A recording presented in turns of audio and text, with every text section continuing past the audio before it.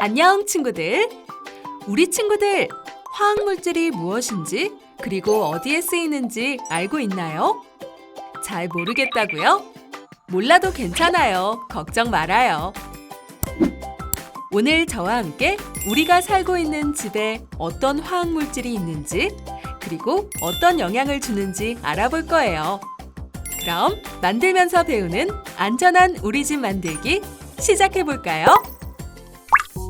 준비물은 아주 간단한데요. 이 팝업북과 풀만 있으면 끝입니다. 그럼 먼저 팝업북 구성품을 볼까요? 이렇게 4개의 그림판과 퍼즐, 그리고 스티커가 있어요. 여기서 주의사항! 팝업북에서 조각을 분리할 때 조심스럽게 뜯어야 해요. 너무 힘을 줘서 뜯으면 잘 찢어진답니다. 그리고 접을 때는 방향을 신경 써서 접어야지 더 이쁘게 만들 수 있어요. 자, 먼저 침실을 만들어 볼게요. 팝업북 1번을 보면 침실이 보이시죠? 점선을 따라 조심조심 뜯어주세요. 다 뜯었으면 선을 따라 안쪽으로 접어주세요. 침대는 잘 튀어나오도록 바깥쪽으로 접어야 합니다. 다 접었다면 풀을 잘 바른 후 대각선에 있는 종이 뒷면에 잘 붙여줍니다.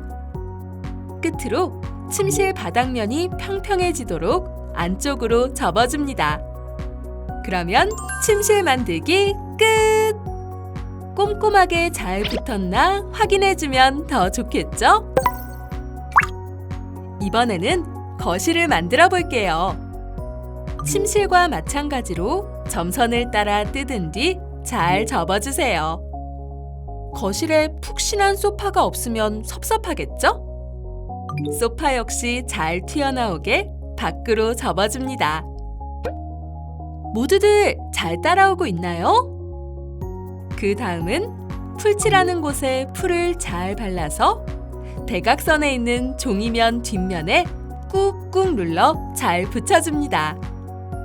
그리고 거실 바닥이 안쪽으로 향하게 꾹꾹 눌러서 접어주면 멋진 거실도 완성!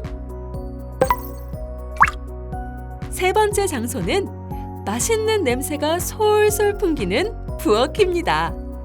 점선을 따라 부엌 조각을 떼어줍니다. 그 다음은 뭘까요? 맞습니다. 실선을 따라 반듯하게 접어줍니다. 그리고 싱크대가 망가지지 않게 바깥쪽으로 접어줍니다. 다 접었다면 풀을 꼼꼼히 바른 후 냉장고가 그려져 있는 팝업북 뒷면에 잘 붙여줍니다. 그리고 바닥면의 실선을 따라 안쪽으로 접어주세요. 이렇게 하면 짜잔! 멋진 부엌이 만들어졌어요. 벌써 마지막 장소만 남았는데요. 바로 욕실입니다. 방식은 이미 다들 알고 계시죠? 점선을 따라서 살살 뜯은 뒤 실선을 따라 꾹꾹 눌러 접어줍니다. 그리고 쓱싹쓱싹 풀을 바른 뒤 잘 붙여준 다음 바닥을 안쪽으로 접어주면 욕실도 완성! 드디어 4개의 방이 만들어졌는데 여러분 예쁘게 완성했나요? 이제 완성된 방을 이어줄 차례인데요. 1번부터 4번까지 순서대로 붙여주면 되는데 쫙 펼쳐서 붙이는 것보다 반으로 접은 뒤 하나씩 순서대로 붙이면 좀 더 쉽게 접을 수 있어요.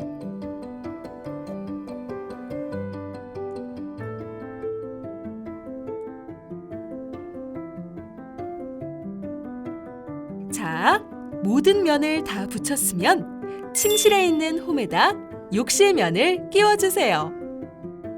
마지막으로 떨어진 부분은 없는지 확인하면서 한 번 더 꾹꾹 눌러주세요.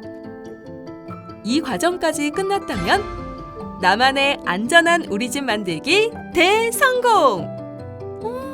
아기자기한 게 너무 이쁘죠? 자, 그럼 지금부터는 우리 집에서 사용하는 생활용품들 속에 어떤 화학물질들이 있는지, 그리고 대처법에 대해 알아볼까요?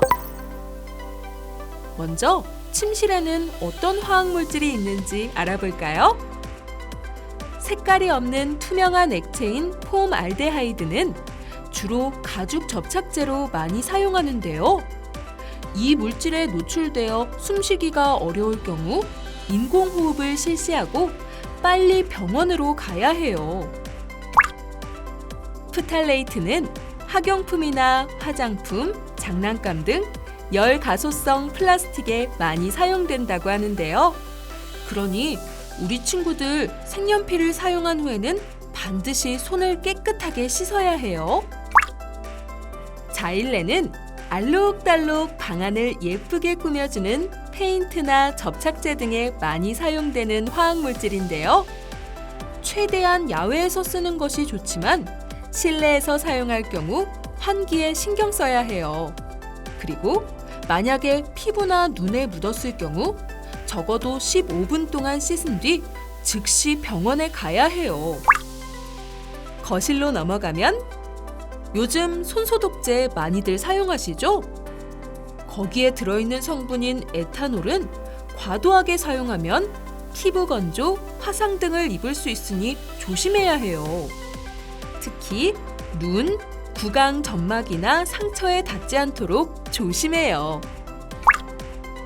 비스페놀 A는 각종 플라스틱과 종이 영수증에 많이 사용되는데요. 피부를 통해 쉽게 노출되는 만큼 소변으로 배설된다고 합니다. 그러니 충분히 수분을 섭취한 후 유산소 운동을 통해 우리 몸의 방어 기능을 높이도록 해요. 이번에 알아볼 화학물질은 디클로르보스입니다. 이 성분은 살충제, 농약에 주로 사용되는 물질이에요. 독성이 강하기 때문에 직접적으로 피부 접촉을 하지 않는 것이 좋고 사용 후에는 반드시 환기를 해야 해요. 비소 역시 살충제에 많이 쓰이는데요. 비소에 오염된 물이나 음식을 섭취하게 되면 현기증, 두통 같은 증상이 나타날 수 있다고 해요.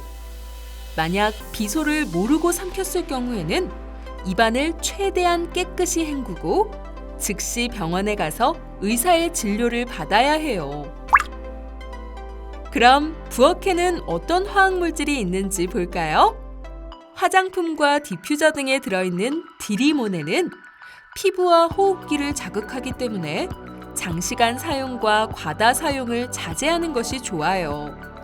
만약 실수로 눈에 들어갔다면 흐르는 물로 15분간 씻어야 하고 마셨을 경우에는 구토보다는 입안을 깨끗이 씻어낸 후 물을 마시는 응급처치를 해주세요. 주방용 세제, 세안제 등에 많이 사용되는 노닐페놀은 우리 일상에 정말 많이 노출되어 있는 화학물질인데요. 이 성분은 성조숙증과 같은 호르몬 작용을 방해한다고 합니다. 여러 번 헹궈서 성분이 남지 않도록 하는 게 좋겠죠? 마지막으로 화장실에는 4급 암모늄 화합물은 세제나 화장품에 많이 들어있는 화학물질인데 최근에는 소독제에도 많이 사용된다고 해요. 피부와 호흡기에 많은 자극을 준다고 하니 꼭 마스크와 장갑을 착용한 뒤 이용하세요. 탈취제나 표백제에 많이 들어있는 차염소산 나트륨을 볼 수 있는데요. 이 성분은 살균제로 과일이나 식기 등을 씻을 때도 사용한다고 합니다. 과도하게 노출되면 기침과 목 염증 등을 유발한다고 합니다.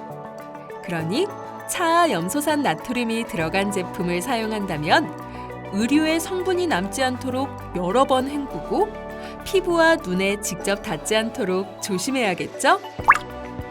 자극적인 냄새가 나는 암모니아는 주로 표백제, 소독 살균제에서 사용되는데요. 공기를 통해 우리 몸속으로 들어와서 오래 노출되면 두통이나 구토 증상이 나타나는데 즉시 신선한 공기를 마시고 섭취 시 입안을 깨끗이 씻은 후 물을 마셔줍니다. 일상생활 속에 이렇게나 많은 화학물질이 있다니 정말 놀라운데요? 그럼 재미있는 낱말 퍼즐을 통해 배운 내용을 복습해 볼까요? 와, 정말 쉽죠? 여러분, 모두 다 맞췄을 거라고 생각해요. 화학물질은 우리 삶 곳곳에 녹아 있는데요. 생활 속에서 편리함을 주는 동시에 건강을 위협하는 화학물질. 화학 제품을 무조건 기피하기보다는 화학물질의 위험성을 알고 올바른 사용법과 대처법을 올바르게 숙지하고 행동한다면 우리 가족의 건강을 지킬 수 있다는 점 잊지 마세요.